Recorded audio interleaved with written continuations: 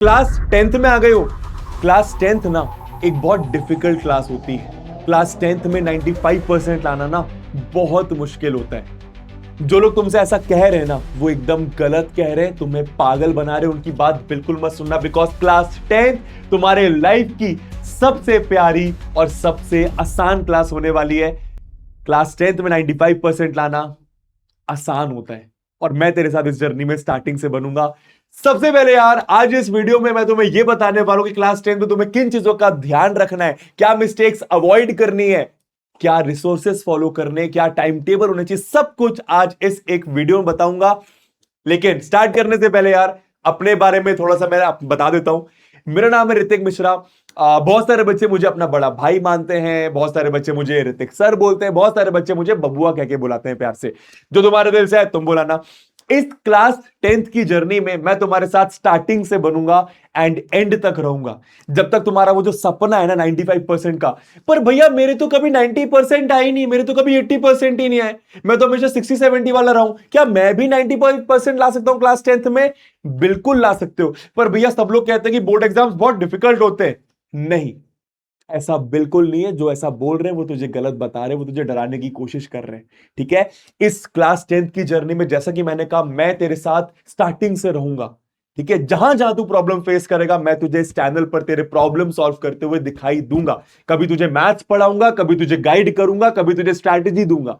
ठीक है, एंड तक तेरे साथ रहूंगा जब तक तेरा जो सपना है ना वो तेरे को पूरा ना करवा के दे दूं। ठीक है, अब यार स्टार्ट करने से पहले दो बच्चों की कहानी समझते हैं। एक बच्चा है राहुल, एक बच्चा है रोहन। दोनों का सपना था क्लास 10th में जब ये आए, जैसे तुम अभी आए हो, 95% लाने का। दोनों ने सपना तो बड़ा देखा, अच्छी बात है, लेकिन इन्होंने करा क्या जरा वो समझते हैं। राहुल ने रैंडम स्टडी करी। रैंडम स्टडी मतलब कभी मन करा तो 1 घंटे पढ़ लिया, कभी मन करा 6 घंटे पढ़ लिया, कभी लगा तो एक एक महीने पढ़ाई नहीं करी। ठीक है, रोहन ने on the other hand daily 1 से 2 घंटा पढ़ाई करी। डेली करी 1 से 2 घंटा। ठीक है, ज्यादा नहीं, कभी ऐसा नहीं होगा 6-6 घंटे पढ़ाई, डेली 1 से 2 घंटा पढ़ाई करी। उसके बाद राहुल ने ना बहुत सारी बुक्स फॉलो करी। मैथ्स की 4-5 बुक ले ली, अपने बड़े भाई को सुन लिया, किसी यूट्यूब के टीचर को सुन लिया, किसी ट्यूशन के टीचर को सुन लिया, किसी स्कूल के टीचर को सुन लिया, 4-5 बुक्स डाली हर एक सब्जेक्ट की। लेकिन on the other hand Rohan ने क्या करा, लिमिटेड बुक्स ली। मैथ्स की 2 बुक ली, साइंस की 2 बुक्स ली, एसएसटी की 2 बुक्स ली, प्रॉपर। उसके बाद राहुल ने क्या करा, कोई क्लियर प्लान ही नहीं था इसका। इसने सपना तो बड़ा देखा कि 95% लाना है, पर कोई प्लान ही नहीं था कि कैसे सिलेबस स्टार्ट करना है, मैथ्स में क्या करना है, एसएसटी में क्या करना है, पढ़ाई कहां से करनी है, प्लान क्या होना चाहिए भाई सिलेबस खत्म करने का, लास्ट में क्या करना होता है। कुछ प्लान नहीं करा, बस रैंडमली चलने दिया चीजों को। On the other hand Rohan ने प्रॉपर स्टार्टिंग से प्लान करा कि भाई ये 6 महीने में सिलेबस, 8 महीने में सिलेबस खत्म कर दूंगा, एंड में सैंपल पेपर लगाऊंगा, बीच में पीवाईक्यूज करूंगा, इस टाइम तक सिलेबस खत्म करूंगा। प्रॉपर प्लान करा। और एंड रिजल्ट क्या था, राहुल के परसेंट आए 70% और रोहन के परसेंट आए 95%। और कहीं ना कहीं तुम यहां पे समझ गए होगी कि तुम्हें किन चीजों का ध्यान रखना है 10th में, अगर तुम 95% जेन्युइनली लाना चाहते हो तो। ठीक है, आगे मैं तुम्हें डिटेल में बताऊंगा क्या करना है तुम्हें फॉलो। लेकिन सबसे पहले मैं ये चाहूंगा तुम खुद के लिए इस वीडियो पे कमेंट कर दो कि मैं क्लास 10th में 95% लाऊंगा, मैं क्लास 10th में 95% लाऊंगी। एक बार कमेंट कर दो खुद के लिए, ताकि 1 साल बाद जब तुम्हारा रिजल्ट आए तो तुम इस वीडियो में वापस आकर अपना कमेंट रीड करो और फील करो कि भाई कैसी रही है जर्नी। ठीक है, एनीवे सबसे इंपॉर्टेंट चीज बच्चा सुन, माइंडसेट। यहां से स्टार्ट होता है सब कुछ। अगर तू यहां पर बड़ा नहीं सोचेगा ना तो तू बड़ा कर नहीं पाएगा। अगर तुम ये सोच रहे हो कि यार 70% ले आऊंगा, 80%, तुम कुछ सोच ही नहीं रहे हो, तो ये बहुत गलत बात है। भैया मेरे 60% नहीं है, मैं कैसे सोचू 95% का? सोच, बिकॉज मैं तेरे को बताऊंगा, मैं तेरे को लेकर जाऊंगा वहां तक। सोच रहा एक बार, सोचने में क्या जाता है यार, यहीं से सब कुछ स्टार्ट होता है। My point is, class 9th में तुमने क्या करा क्या नहीं करा फर्क नहीं पड़ता। क्लास 9th तक तुम लोग पढ़ाई में कैसे थे फर्क नहीं पड़ता इस बात से। सच बता रहा हूं, तेरा बड़ा भाई बन के बता रहा हूं। क्लास 10th में रीसेट करेंगे बटन माइंड का और माइंडसेट चेंज करेंगे, सपना 95% का, और मेहनत करेंगे। बता दिया दिमाग को। अब आगे चलते हैं कैसे होने वाली सारी चीजें। सबसे पहले यार स्मार्ट स्टडी करनी है, बहुत इंपॉर्टेंट बात। स्मार्ट स्टडी का मतलब क्या है, बाकियों की तरह नहीं पढ़ना है कि भाई कुछ बच्चे 6 घंटे पढ़ रहे, कुछ बच्चे 8 घंटे पढ़ रहे, कुछ बच्चे पढ़ ही नहीं रहे। नहीं, स्मार्ट स्टडी का मतलब सबसे पहले एक स्टडी प्लान तुम्हारे पास होना चाहिए। ठीक है, तुम लोग बोलोगे तो इस चैनल पर सब्जेक्ट वाइज स्टडी प्लान मैं डाल दूंगा, लेकिन फिलहाल मोटा मोटा बता रहा हूं, हर एक सब्जेक्ट के लिए तुम्हारे पास स्टडी प्लान होना चाहिए। भाई मैथ्स का पेपर अगर डिफिकल्ट आ रहा है, कॉम्पिटेंसी बेस्ड क्वेश्चंस बहुत अच्छे लेवल के आ रहे हैं, तो वहां पर कॉम्पिटेंसी बेस्ड फोकस पर ज्यादा क्वेश्चन करना है। साइंस में अगर डायग्रामेटिक क्वेश्चन ज्यादा आ रहे हैं, तो वहां पर डायग्राम के क्वेश्चन पर ज्यादा प्रैक्टिस करना है। एसएसटी एनसीईआरटी अच्छे से रीड करना है, मतलब प्रॉपर स्टडी प्लान होना चाहिए स्मार्ट बच्चे के पास। रैंडम बच्चे की तरह पढ़ाई नहीं करनी है। तुम बोलोगे मैं इस चैनल पर डाल दूंगा सब्जेक्ट वाइज स्टडी प्लान, मुझे बस कमेंट्स में बता देना। नेक्स्ट चीज, स्टडी आवर्स। तेरे को पता है 8 घंटे पढ़ने वाला बच्चा है, 2 घंटे पढ़ने वाला बच्चा है, 2 घंटे पढ़ने वाला बच्चा अगर फोकस से पढ़े ना, ध्यान लगा के पढ़े वो 2 घंटे ना, उसको फर्क नहीं पड़ रहा दुनिया में क्या चल रहा है, तो वो 8 घंटे वाले बच्चे को बीट कर सकता है। तो समझ में आ रहा है? तो ऐसा नहीं करना कि यार बोर्ड एग्जाम्स है, बहुत पढ़ूंगा, 6-6 घंटे पढ़ूंगा, पर साथ साथ फोन भी चलाए जा रहे हैं, साथ साथ टेबल से उठ जा रहे हैं, साथ साथ डिस्ट्रैक्ट। ना ना ना ना, तू 1 से 2 घंटा पढ़ाई कर, लेकिन डेली पढ़ाई कर, ये इंपॉर्टेंट है। ठीक है, टारगेट बेस्ड स्टडी करनी है, रैंडम स्टडी नहीं कि भाई कल उठेंगे सुबह फिर डिसाइड करेंगे, पढ़ने का मन करेगा तो साइंस पढ़ लेंगे, पढ़ने का मन करेगा तो मैथ्स पढ़ लेंगे। ना, रात में जब सोने जाओ तो कल का प्लान पहले से रेडी होना चाहिए कि भाई कल मैथ्स का ये वाला चैप्टर करूंगा, कल साइंस में ये वाला चैप्टर के क्वेश्चन लगाऊंगा, कल एसएसटी में ये वाला चैप्टर रीड करूंगा। प्रॉपर प्लान होना चाहिए, उस प्लान को खत्म करके ही सोना है। समझ में आ रहा है? मैं ये नहीं बोल रहा बहुत बड़ा पहले से प्लान बना, छोटा प्लान बना, कल मैथ्स का इस टॉपिक का कंप्लीट करूंगा कॉन्सेप्ट और 10 क्वेश्चन लगाऊंगा, खत्म हो, दोस्तों कंप्लीट करके सो। बहुत टाइम होता है, बहुत टाइम होता है, क्लास 10 में पूरा 1 साल है तेरे पास, सब हो जाएगा। बस टारगेट बेस्ड स्टडी करनी है, लिमिटेड रिसोर्सेस फॉलो करनी है। अगर तू स्मार्ट स्टडी कर रहा है, जो थोड़े से वैसे बच्चे होते हैं जो स्मार्ट स्टडी नहीं करते, पता है वो क्या करते हैं?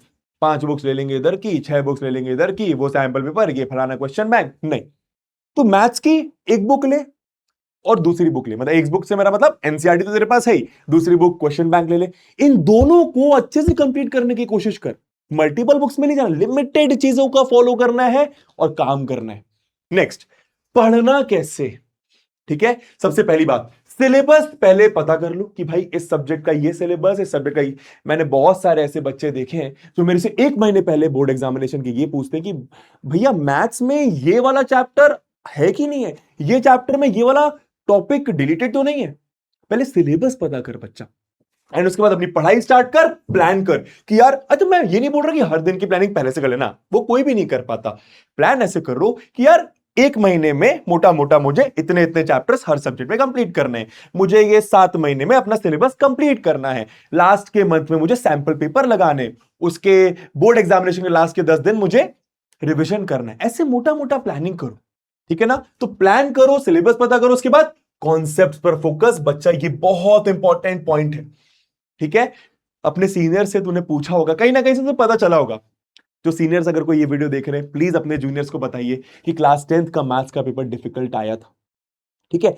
पर मैं तुझे सच बता रहा हूं, वो पेपर डिफिकल्ट नहीं था। जस्ट दैट जो बच्चे आखिरी में पढ़ के जाते हैं, जो बच्चे रट के जाते हैं, जो बच्चे सिर्फ क्वेश्चंस की प्रैक्टिस करके जाते हैं ना, उनको वो डिफिकल्ट लगा, बिकॉज उन्होंने कभी कॉन्सेप्ट्स पर फोकस ही नहीं करा। पता है, कॉन्सेप्ट्स लिमिटेड होते हैं, क्वेश्चंस बहुत सारे होते हैं। आप लोग को ये माइंडसेट हटाना पड़ेगा कि यार ये क्वेश्चन कर लेता हूं, यही उठ के आ जाएगा या इसी के तरीके का उठ के आ जाएगा तो मैं एग्जामिनेशन में फोड़ के आ जाऊंगा। ना, तेरे को रेडी रहना है पहले से हर सब्जेक्ट में कि अलग क्वेश्चन आ सकता है, कुछ भी आ सकता है जो तूने नहीं देखा हुआ है। पर भैया फिर मैं कैसे कर पाऊंगा? अगर तुझे कॉन्सेप्ट पता होगा ना, और मैं समझाऊंगा ना तेरे को कॉन्सेप्ट, तो कॉन्सेप्ट पता होगा ना बच्चा, तो किसी भी टाइप का कोई भी क्वेश्चन कर देगा, इस बात की मैं गारंटी लेता हूं, ठीक है? नेक्स्ट चीज, राइटिंग प्रैक्टिस करनी है, ठीक है? जिस भी सब्जेक्ट में राइटिंग रिक्वायर्ड है, एसएसटी के लॉन्ग आंसर्स कैसे लिखने हैं, ये नहीं कि क्वेश्चन रीड करा, हाँ मेरे को स्टोरी पता है, नहीं, तेरे दिमाग में तो है। जब तक तू उसको लिखना नहीं सीखेगा, जब तक तेरे को मार्क्स नहीं मिलेंगे, because board exam is also about writing, तो किस तरीके से लिख रहा है, ठीक है? तो जहां जहां जिस जिस सब्जेक्ट में राइटिंग प्रैक्टिस जरूरत है, देखो राइटिंग प्रैक्टिस करनी है, ठीक है? नेक्स्ट चीज, रिविजन करना बहुत जरूरी है। बहुत सारे बच्चे पढ़ाई कर लेते पर रिविजन नहीं करते। प्लान करो कि यार ये चैप्टर कंप्लीट कर लूंगा तो एक दिन का 1 घंटा रिवीजन पे भी दूंगा, ठीक है? रिवीजन करना जरूरी है बच्चा, ठीक है? अब नेक्स्ट, रिसोर्सेज क्या फॉलो करनी है? सब्जेक्ट वाइज स्ट्रैटेजी तुम बोलोगे, मैं दूंगा, और वहां पर तुम्हें यह बताऊं किस सब्जेक्ट में क्या रिसोर्सेज फॉलो करने। पर मोटा मोटा ये समझ लो, हर सब्जेक्ट में एनसीईआरटी आपकी मेन बुक है, और कोई भी एक रेफरेंस बुक यानी कि एक क्वेश्चन बैंक अच्छी सी खरीद लेना स्टार्टिंग के 1-2 महीने के बाद, ठीक है, मैं बता दूंगा तुम्हें कौन सा क्वेश्चन बैंक सही होता है, एकदम जेन्युइन एडवाइस करूंगा, कुछ भी ये मेरे को प्रमोशन वोशन करना अच्छा नहीं लगता, ठीक है ना, मैं तेरे को जेन्युइन एडवाइस करूंगा, मैं तेरे को क्योंकि अपना छोटा भाई बहन मानता हूं, मैं ये जानता हूं कि तू मुझ पर ट्रस्ट करता है, ठीक है। तो एनसीईआरटी तुम्हारी मेन बुक है, एक अच्छा सा क्वेश्चन बैंक ले लो और इसी को बार बार करो, लास्ट में सैंपल पेपर वगैरह करना होता है वो अलग की बात है, वो बाद में बात करेंगे, ठीक है। मोटा मोटा सर्किट, इंपॉर्टेंट चीज खुद के नोट्स बनाओ, खुद के नोट्स बनाना जरूरी है, बिकॉज बोर्ड एग्जामिनेशन के थोड़े से दिन पहले जब तुम रिवीजन करने बैठोगे तो वापस से तो लेक्चर नहीं देखोगे, नोट्स तुम्हारे काम आएंगे, ठीक है, फटाफट रिवाइज करने में। उसके बाद पीवाईक्यूज पर फोकस करना है हर एक सब्जेक्ट में, मैथ्स हो, इंग्लिश हो, एसएसटी हो, इंग्लिश, हिंदी, कोई भी सब्जेक्ट हो, जो पुराने साल में बोर्ड में क्वेश्चन पूछे गए हैं उन क्वेश्चंस को करके ही जाना है, ठीक है। मोटा मोटा ये चीज फॉलो करनी है। एक चीज यहां पे और बोल रहा हूं, मैथ्स में एनसीईआरटी जो टीचर बोल रहा है कि बार बार कर लो काम हो जाएगा, नहीं होगा। तुम भले बेसिक मैथ्स लो, स्टैंडर्ड मैथ्स लो, सिर्फ एनसीईआरटी से काम नहीं होगा, इस बात की मैं तुम्हें गारंटी दे रहा हूं। मैथ्स में तुम्हें अच्छी बुक लगानी पड़ेगी, बहुत सारे अच्छे लेवल के डिफिकल्ट क्वेश्चंस लगाने पड़ेंगे, ठीक है, और वो तुम्हें क्वेश्चन बैंक में मिल जाते हैं। मिस्टेक्स टू अवॉइड, बहुत इंपॉर्टेंट चीज, रट्टा लगाना। अभी तक तुम क्लास 9 तक रट्टा लगाते थे, मैं भी एक ऐसा स्टूडेंट था जो क्लास 8 तक रट्टा लगाता था, मेरे को फर्क ही नहीं पड़ता था क्वेश्चन क्या चल रहा है, मेरे को बस इस बात से फर्क पड़ता था क्वेश्चन ये है, आंसर मेरे को बस ये लिख देना ना। रट्टा नहीं लगाना है, माइंडसेट चेंज करना है। पर भैया यार मेरे को तो समझ ही नहीं आती चीजें, समझने की कोशिश करना। अभी 11th 12th में सिलेबस बहुत ज्यादा हो जाएगा, फिर क्या करेगा, फिर से रट्टा लगाएगा, नहीं होगा, ऐसे काम नहीं चलेगा काम। और यहीं से स्टार्ट होता है सीखना कि पढ़ना कैसे, और पढ़ना कैसे का सबसे पहला पॉइंट होता है रट्टा नहीं लगाना है, चीजों को समझने की कोशिश करना है बच्चा। प्रॉमिस कर दे, करेगा ना, ठीक है। चलो, मल्टीपल टीचर्स फॉलो नहीं करना है, अच्छी बात ये यूट्यूब पर या फिर तुम कोई और बैच फॉलो करोगे तुम्हें बहुत सारे टीचर्स दिखाई देंगे, बहुत अच्छी बात है, लेकिन इसी में फंस नहीं जाना है कि भाई मैथ्स के लिए मार्क्स तूने मेरे को डिसाइड कर लिया तो फिर मत जा किसी और टीचर के पास, मेरे पर ट्रस्ट रख कि मैं तेरे को लेकर जाऊंगा तेरे को 100 में 100 मैथ्स में, ठीक है। और मैं ये नहीं बोल रहा कि तू मुझसे पढ़ाई कर, तेरे को जिस टीचर से अच्छा लगता है अपना टीचर साल भर के लिए डिसाइड कर ले हर सब्जेक्ट का और उसी से पढ़ाई कर। समझ में आ रहा है तेरे को, ठीक है। नेक्स्ट, सेल्फ स्टडी नहीं करना। मैंने बहुत सारे बच्चे ऐसे देखे हैं जो सिर्फ 7-7 घंटे, 6-6 घंटे, 5-5 घंटे यूट्यूब के वन शॉट्स देखते रहते हैं, किसी बैच में एनरोल्ड होते हैं, वहां के लेक्चर देखते रहते हैं, बट सेल्फ स्टडी करते ही नहीं है, खुद के साथ बैठ के क्वेश्चंस लगाते ही नहीं है। जब तक तुम खुद के साथ बैठ के क्वेश्चंस नहीं लगाओगे असली कॉन्फिडेंस नहीं आएगा, तो सेल्फ स्टडी करना इंपॉर्टेंट है, ठीक है। नेक्स्ट चीज, एंड मोमेंट पर पढ़ाई नहीं करनी है, please please please please please.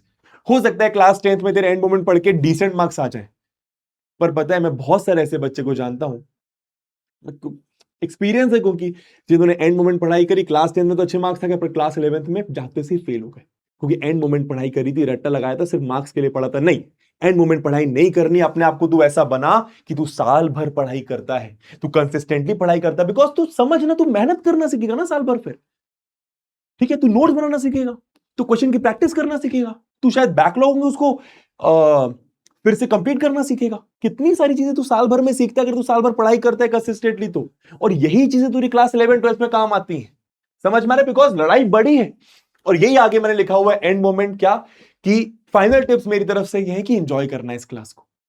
अगर तू 2 घंटे पढ़ाई कर रहा है तो 4 घंटे खेल, शायद कोई नहीं बताएगा तेरे को, ऐसा कोई नहीं बोलेगा ये है ना, सब बोलेंगे बोर्ड एग्जामिनेशन से पढ़ाई कर, मार्क्स ला, नहीं, मैं तुझे बोलूंगा क्लास 10th के मार्क्स मैटर नहीं करेंगे, लेकिन इसका मतलब ये नहीं है कि पढ़ाई नहीं करनी, पढ़ाई करनी है, ठीक है। क्योंकि तू समझ, तू कितनी सारी चीज, 3 चीजें सीख रहा है तू। सबसे पहले 95% बड़ा सपना देखना सीख रहा है। दूसरी चीज, उस सपने को अचीव करने के लिए सैक्रिफाइसेस करेगा। तीसरी चीज, मेहनत करेगा। ये 3 चीजें जो हैं, हो सकता है ये 3 चीजें करके तेरे मार्क्स इधर उधर हो जाएं या फिर तू अपने सपने तक पहुंच जाए, लेकिन ये तीनों चीजें तुझे लाइफ में आगे बहुत काम आएंगी, बिकॉज क्लास 11 12 में सिलेबस बहुत ज्यादा हो जाएगा बच्चा, ठीक है। लड़ाई थोड़ी सी डिफिकल्ट हो जाएगी, प्रेशर होगा, सब्जेक्ट्स का प्रेशर होगा तेरे को अपने करियर का, पर अगर तू ये 3 चीजें क्लास 10th में करना सीख जाएगा ना, क्या, बड़ा सपना देखना, बड़ा सोचना, सैक्रिफाइसेस करना, मेहनत करना, ये तीनों चीजें तुझे लाइफ में आगे काम आएंगी और फिर तू बहुत बड़ा कुछ करेगा अपने लाइफ में। पर एंजॉय भी करना, 2 घंटे पढ़ाई कर तो 4 घंटे खेल भी, कोई दिक्कत नहीं। अपने जो तुम्हारी हॉबीज है ना, क्रिकेट खेलना, फुटबॉल खेलना, उसको बिल्कुल नहीं छोड़ना है, गेमिंग करना बिल्कुल नहीं छोड़ना है, करो जो करने का माने, लेकिन पढ़ाई भी करो साथ साथ। नेक्स्ट चीज, लाइफ स्किल्स। लाइफ स्किल्स का मतलब तुम एसएसटी पढ़ोगे अपने एसएसटी के टीचर से, मैथ मुझसे पढ़ लोगे, साइंस कहीं से पढ़ लोगे, कहीं ना कहीं से कुछ ना कुछ तुम पढ़ोगे ही पढ़ोगे, सब्जेक्ट सीखोगे, लेकिन साथ साथ ये भी सीखो कि यार यूट्यूब पे क्या चल रहा है, अच्छे यूट्यूबर्स को फॉलो करो। फालतू टाइम वेस्ट करने वाले यूट्यूबर्स नहीं कि व्लॉग दिखा रहे हो किसी का, नहीं, है ना, वो एंटरटेनमेंट के लिए सही है, पर कुछ चीजें सीखने के लिए अच्छे यूट्यूबर्स को फॉलो करो, अच्छे पॉडकास्टर्स को फॉलो करो, अच्छी बातें करने वाले लोगों को फॉलो करो। एआई के बारे में जानो, क्या चल रहा है आर्टिफिशियल इंटेलिजेंस के वर्ल्ड में, दुनिया कहां जा रही है, कोडिंग के वर्ल्ड में क्या चल रहा है ना, दुनिया के बारे में जानो, लाइफ स्किल्स जानो, क्या होती हैं चीजें। ठीक है, दैट्स इट। और तुम्हें मेरी तरफ से क्या चाहिए मुझे प्लीज कमेंट्स में बताइए। इस क्लास 10 की जर्नी में मैं तुम्हारे साथ आखिरी तक रहूंगा, टाइम टाइम पर तुम्हें दिखाई दूंगा इस चैनल पर। Thank you so much, all the best, हम मिलकर फोड़ेंगे।